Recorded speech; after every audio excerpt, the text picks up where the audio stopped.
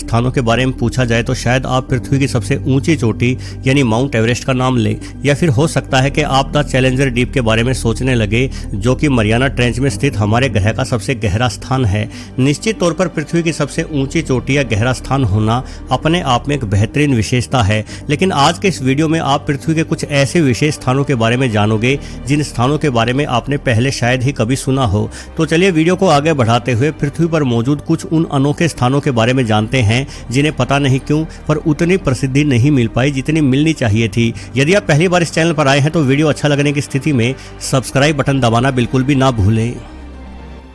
Marble cathedral chilli देश को प्राकृतिक अजूबों का घर कहा जाता है। यहाँ के पेंटोगेनिया में खूबसूरत मार्बल गुफाओं का जाल फैला हुआ है जिन्हें मार्बल कैथेड्रल कहा जाता है। ये गुफाएं 6000 साल पुरानी मानी जाती है। अंदाजा है कि उस समय इस इलाके में फूटे किसी ज्वालामुखी के प्रभाव से अत्यधिक तेज तापमान और दबाव की वजह से ये पथरीली संरचनाएं अस्तित्व में आई, जिन्हें समुद्र के उछलते पानी ने इस सफाई से घिसकर खूबसूरत बना दिया कि इन गुफाओं की दीवारों पर नजरें ठहर जाती है। मुख्यतः नीले एवं हरे रंग की इन गुफाओं के आंतरिक हिस्से में चक्करदार पैटर्न बने हुए हैं जो पानी के लेवल और मौसम के हिसाब से अपने रंग बदलते रहते हैं। गुफा की संगमरमरी आभा उस वक्त और निखर जाती है जब इन पर कैरा झील के नीले और हरे पानी का प्रतिबिंब पड़ता है। इस समय चट्टानें हीरे की भांति ही चमकने लगती है। हाई टाइड के समय जब पानी का स्तर बढ़ जाता है तो गुफा की दीवारें सुर्ख नीली आभा देने लगती है। इन गुफाओं को देखने हेतु सैलानी लगभग पूरे वर्ष यहाँ आते रहते हैं। हालांकि यहाँ पहुँचना आसान नहीं है। यहाँ सिर्फ छोटी नावों की मदद से समुद्र के रास्ते ही पहुंचा जा सकता है।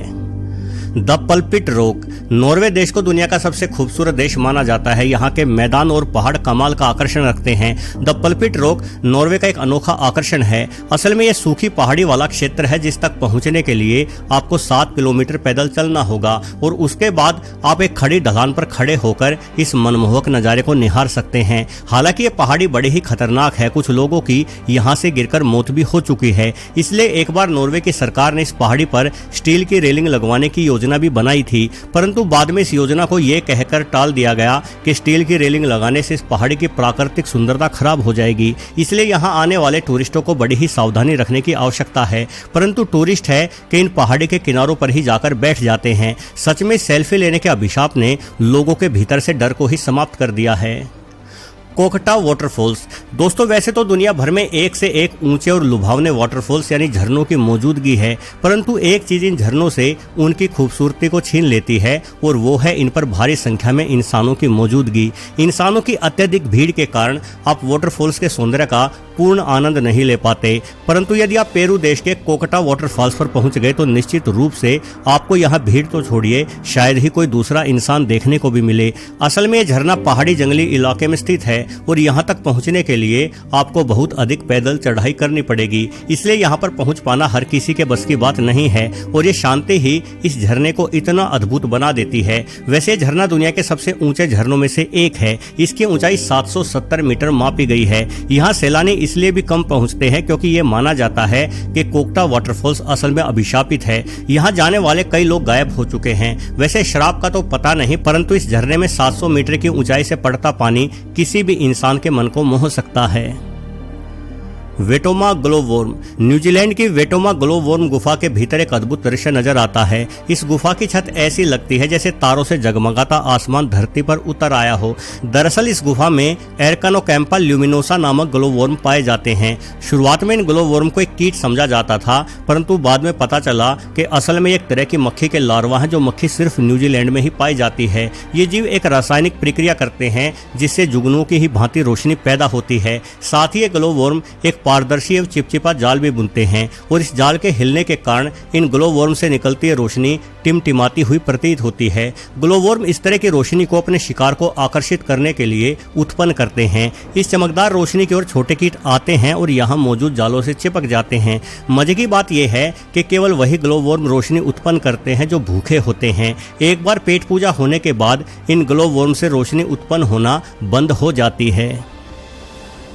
स्पाइडर रॉक अमेरिका के एरिजोना में स्थित ग्रांड कैनियन घाटी सबसे प्रमुख अमेरिकी घाटियों में से एक है। इसकी लंबाई 350 किलोमीटर, चौड़ाई 6 से 30 किलोमीटर और गहराई 1.5 किलोमीटर के आसपास है। भूगर्भ वैज्ञानिकों के अनुसार इस घाटी की रचना प्रागैतिहासिक काल में बहती नदी के कटाव द्वारा हुई थी। यहाँ अतीत से ही इंसानों द्वारा शानदार शिल्पकारी भी की गई है और इतिहासकारों के मध्य में इस घाटी को लेकर खासा उत्साह रहता है। इस घाटी के बीचों बीच 230 मीटर ऊंचाई की एक खड़ी चट्टान है जिसे स्पाइडर रॉक कहा जाता है। वैसे तो ये पूरी खाड़ी घूमते हुए देखने में ऐसी अनुभूति होती है जैसे आप पृथ्वी पर नहीं बल्कि मंगल ग्रह पर घूम रहे हो, परंतु स्पाइडर रॉक चट्टान एक और मामले में अनोखी है। असल में चट्टान पूरी घाटी के मध्य में सभी पहाड़ियों से अलग थलग खड़ी है जो दिखने में बड़ी ही अजीब लगती है। कुछ स्थानीय मान्यताओं के अनुसार ये चट्टान खुद नहीं बनी बल्कि इसे प्राचीन स्पाइडर वुमन द्वारा बनाया गया था। स्पाइडर वुमन दैत्यों का वध करने वाली एक करुणामयी देवी थी जिनकी अतीत में एरिजोना क्षेत्र में काफी मान्यता थी।